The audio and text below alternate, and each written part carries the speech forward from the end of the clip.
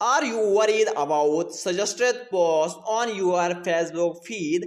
Whenever you scroll down on your Facebook feed and you are seeing different posts suggested for you this and suggested for you that, so you can hide these suggested for you posts or videos or ads on your Facebook feed. So how you will do it?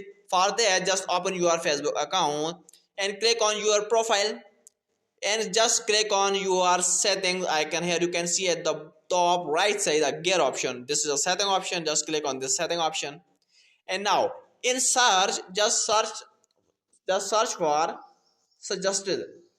When you search this suggested, you will see an option. You can see more personalized suggestion with use of additional camera roll, and the second one is get camera roll suggestions, and third one is custom sharing suggestion from your camera roll.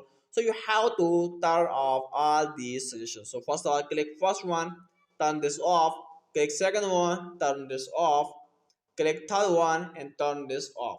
So when you turn off all these suggestions, now you can freely use Facebook on your Facebook feed, scrolling or what you want. So you will not see these suggestions on your Facebook feed.